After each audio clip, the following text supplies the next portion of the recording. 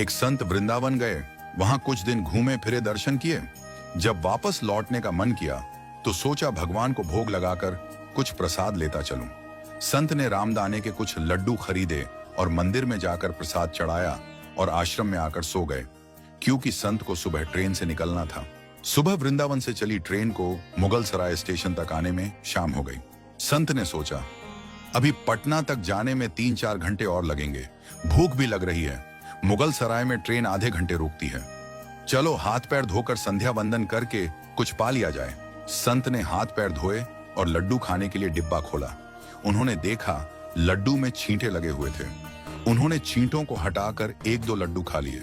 बाकी बचे लड्डू का प्रसाद बांट दूंगा ये सोचकर छोड़ दिए। पर कहते हैं ना, संत हृदय नवनीत समाना। बेचारे को लड्डू से अधिक उन छींटों की चिंता सताने लगी। सोचने लगे ये छींटे वृंदावन से इस मिठाई के डिब्बे में आए हैं। बेचारे इतनी दूर तक ट्रेन में मुगल सराय तक आ गए। कितने भाग्यशाली थे, इनका जन्म वृंदावन में हुआ था। अब इतनी दूर से पता नहीं कितने दिन या कितने जन्म लग जाएंगे इनको वापस पहुंचने में। पता नहीं ब्रज की धूल इनको फिर कभी मिल भी पाएगी या नहीं। मैंने कितना बड़ा पाप कर दिया, इनका वृंदावन छुड़वा दिया। नहीं नहीं, मुझे वापस जाना होगा। और संत ने उन छींटों को वापस उसी मिठाई के डिब्बे में सावधानी से रखा और वृंदावन की ट्रेन पकड़ ली। उसी मिठाई की दुकान के पास गए और डिब्बा धरती पर रखा और हाथ जोड़ ली।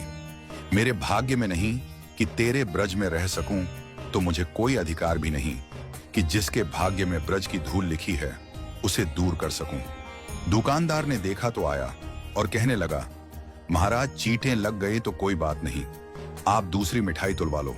संत ने कहा, भैया मिठाई में कोई कमी नहीं थी, इन हाथों से पाप होते होते रह गया, उसी का प्रायश्चित कर रहा हूं। दुकानदार ने जब सारी बात जानी तो उस संत के पैरों के पास बैठ गया और भावुक हो गया।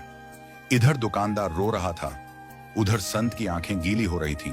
बात भाव की है, बात उस निर्मल मन की है, बात ब्रज की है, बात मेरे वृंदावन की है, बात मेरे नटवर नागर और उनकी राधा रानी की है, बात मेरे कृष्ण की राजधानी की है। बूझो तो बहुत कुछ है, नहीं तो बस पागलपन है, बस एक कहानी। घर से जब भी बाहर जाए तो घर में विराजमान अपने प्रभु से जरूर मिलकर जाएं, और जब लौट कर आए तो उनसे जरूर मिले, क्योंकि उनको भी आपके घर लौटने का इंतजार रहता है। घर में यह नियम बनाइए कि जब भी आप घर से बाहर निकले तो घर में मंदिर के पास 2 घड़ी खड़े रहकर कहें, प्रभु चलिए आपको साथ में रहना है। ऐसा बोलकर ही घर से निकले, क्योंकि आप भले ही लाखों की घड़ी हाथ में क्यों ना पहने हो, पर समय तो प्रभु के ही हाथ में है ना।